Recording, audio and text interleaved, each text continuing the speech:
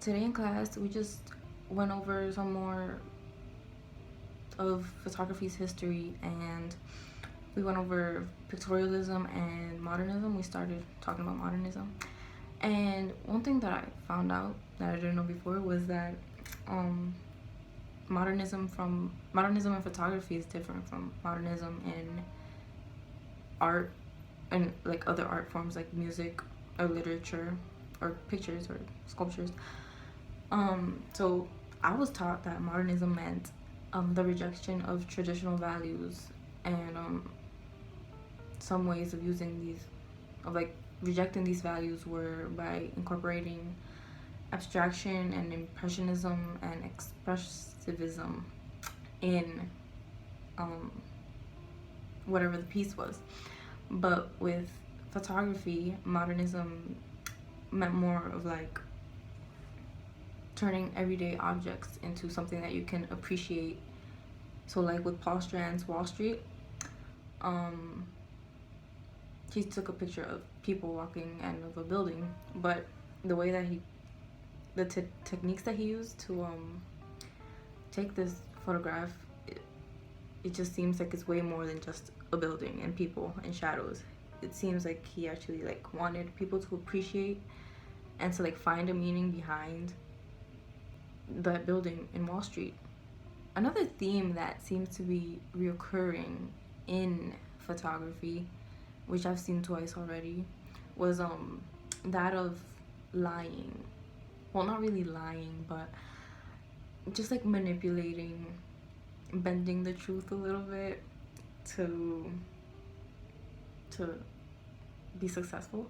Well, I don't know if it's to be successful, but Dorothea Lange seemed to do it to get ahead.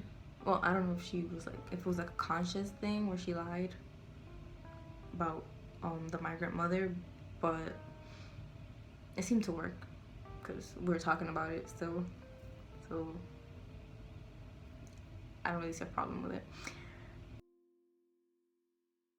So today in class, we spoke some more on a photographer's intent when taking a picture and how different types of photography can have different effects.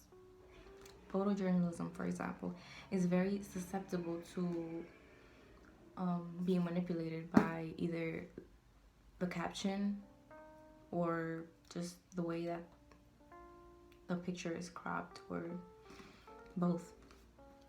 One picture that came to mind when I was in class and we were talking about this was the picture of these soldiers, and this, he was either a prisoner of war or a rescuee, and it depends like from which angle you look at it, because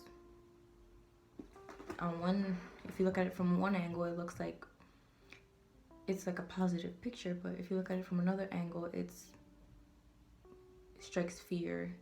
So it just depends on which angle you look at it. So photographers can take things out of context and manipulate them for their own benefit, like I said with Dorothea Lange.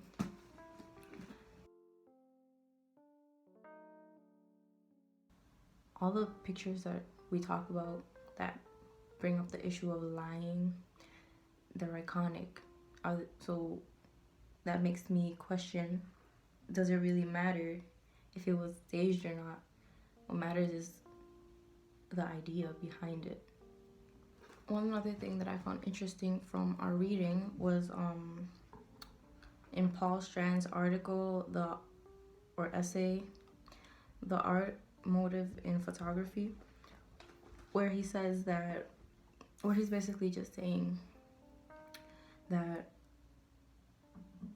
photographers, most of them are fake.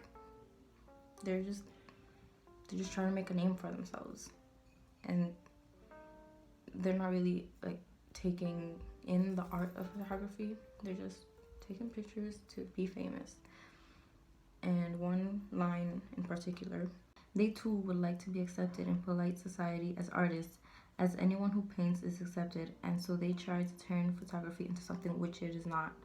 They introduce a paint feeling. So here, Paul Strand is saying that most photographers, they're not really doing it for photography. They're just doing it to be famous, to make a name for themselves. And this paint feeling, the paint feel that he's talking about, it made me wonder if he would think this of Edward Weston. Would Paul Strand approve, because his pictures have a paint feel to them, but he's not really, he's doing something new. So it made me wonder, would Paul Strand approve? And I think he would, because he's doing something new. He's not just taking pictures to take them.